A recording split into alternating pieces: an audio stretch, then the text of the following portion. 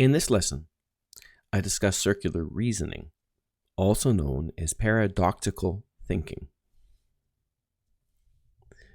Our objectives are to gain familiarity with the circular reasoning tactic, to see how and where it can crop up in our climate negotiation, and then to develop an understanding of what we can do about it when we encounter it. So, what exactly is circular reasoning? We see circular reasoning when the conclusion of an argument is used as a premise for the same argument. And the premise doesn't work if the conclusion weren't assumed to be true. Now, that's words directly from a philosophy textbook, and I found it actually quite confusing.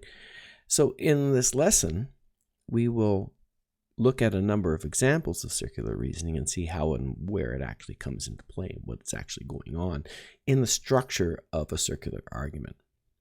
But in fact, what it really is assuming what we're actually trying to prove.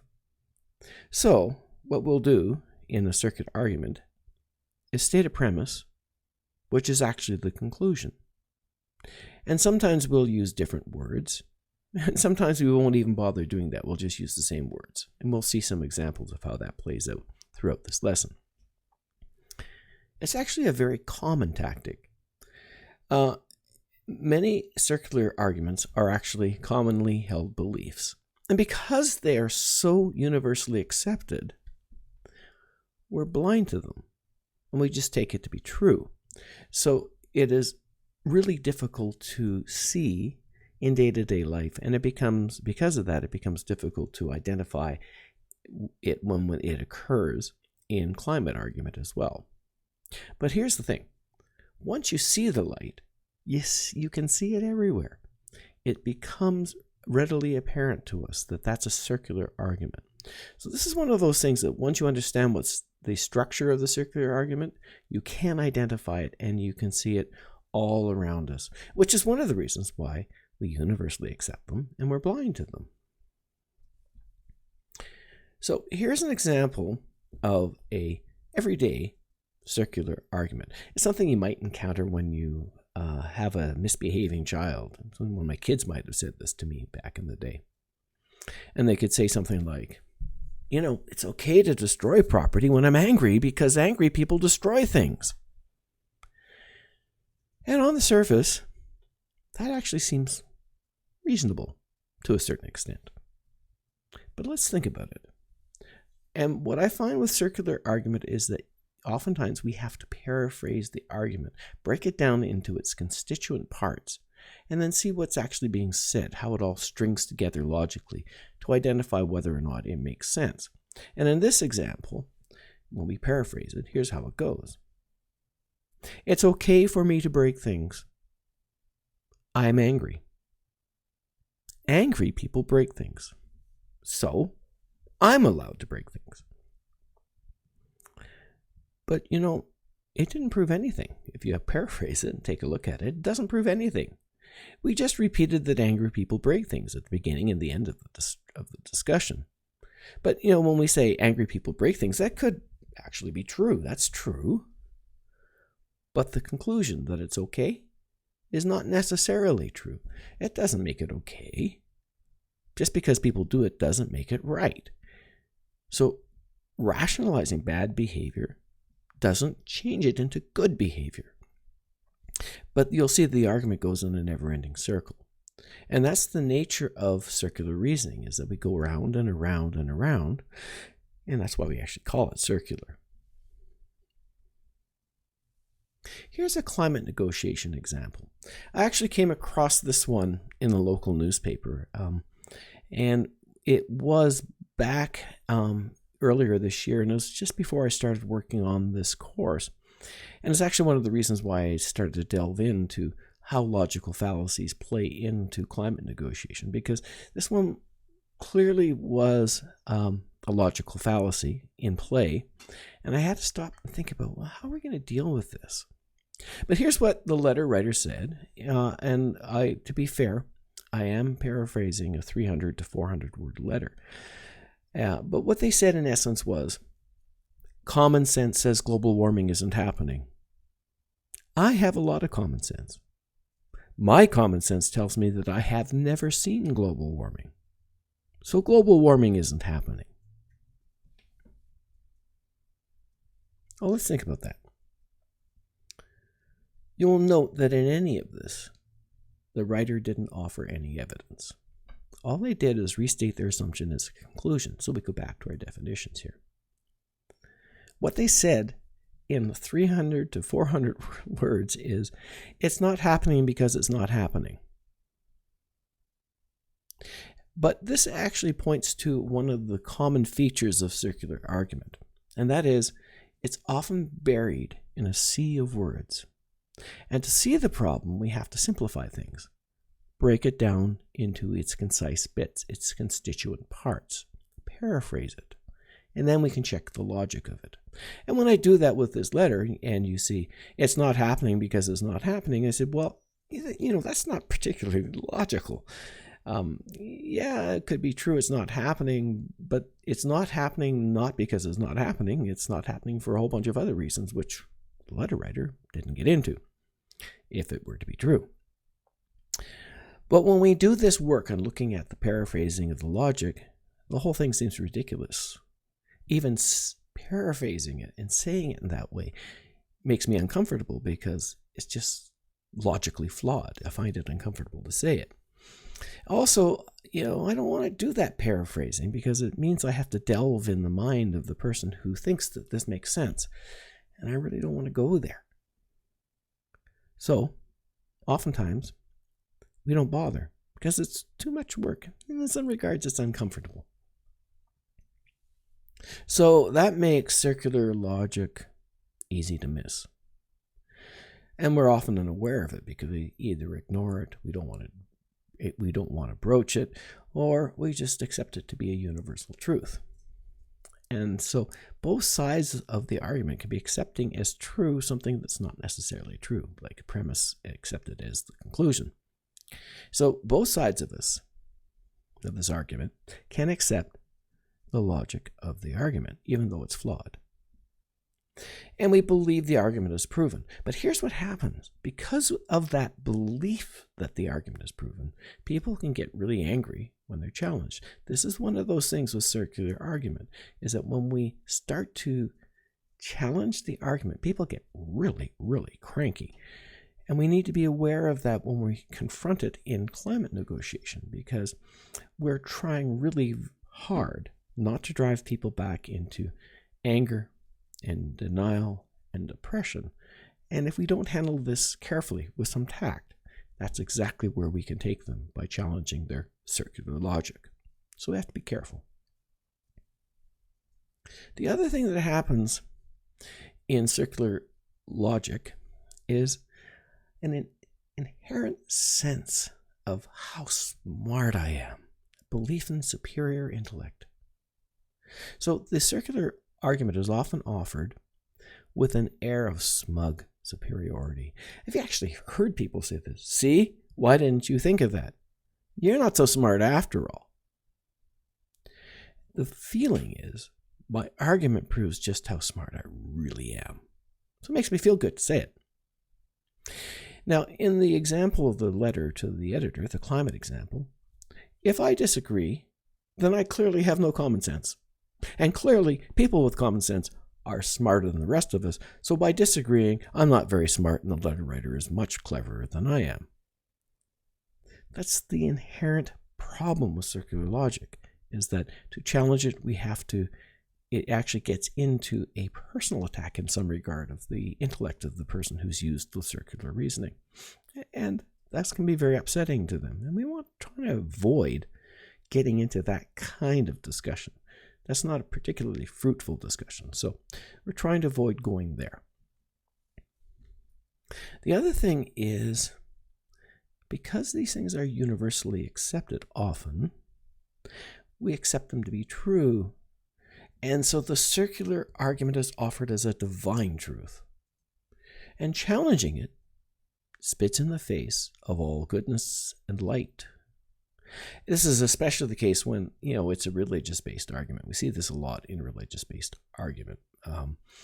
And it's not easy to dispute divine truth and can be deemed to be sacrilegious. So we have to be careful because a lot of these things are universally accepted, and challenging them actually makes me a bad person. So I've got to be careful about that.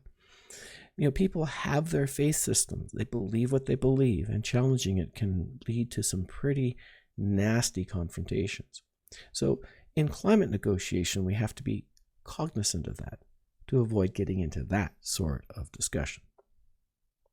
But here's an example of the divine truth kind of circular argument that we could encounter.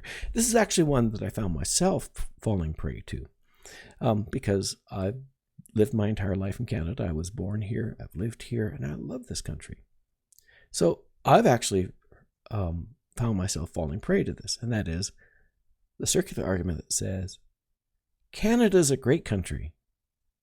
Why? Because I'm a Canadian, and I believe it's great. Well, let's think about it. As I said earlier, belief is not proof. Now, to prove the argument that Canada's great, I would have to have provided some evidence showing what makes Canada great. It would have to be something we can measure. And it would have to be something that both sides of the discussion agree demonstrates greatness, a quality of greatness that we can measure and that we can show Canada has. But I've stated this more as a matter of faith than as a matter of fact. So offering evidence opens the door to a discussion that casts doubt on this universally accepted truth, what I believe to be a universally accepted truth, that is, Canada's greatness. And so if I start discussing things that we can measure, maybe when we start measuring those things, Canada doesn't measure up, and I really don't want to go there. It's not an easy discussion to have. So, the divine truth sort of circular argument is difficult, very, very difficult to confront. And let's return to common sense for a minute. The letter writer that I talked about referred an awful lot to his own common sense. And, common sense is a good thing. I mean, this is something that we have developed over generations to protect ourselves. So we have good, solid common sense that keeps people safe. But we lean on it. Now, for the letter writer to be correct about climate change or about global warming, they would have had to discuss science. But they've clearly stated in their premise that science isn't common sense. So if they accept the science that we're discussing, then common sense doesn't prove their argument. But their common sense says that isn't true. Now that sounds really convoluted. In fact, it is convoluted because the whole argument is going around and around in circles. And that's oftentimes the problem with commonsensical argument. We don't actually take a look at the facts. We don't actually look at something that is concrete and measurable. And instead, we just keep restating over and over and over again the foundational premise, which is actually the conclusion. It's a circular argument. Well, circular argument is a symptom of bargaining. Now, what I've discovered over, sometimes the hard way, this is not the time to pick away the logic of an argument. It just makes folks dig in deeper. So if you challenge their logic, they're going to get angry. They're going to get depressed. And they're going to push harder back at you. So this is a time when I think we need to really lean on our open listening. I think we have to understand the underlying fear. Why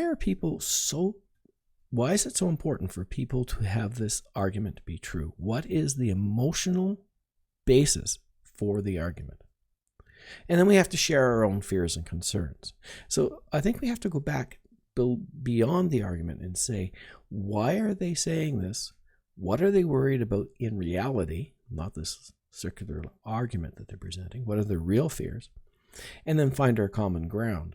And then show perhaps that when we look at those common concerns, those common fears, I may draw slightly different conclusions than they have. And that's when we can start having a real discussion about climate action.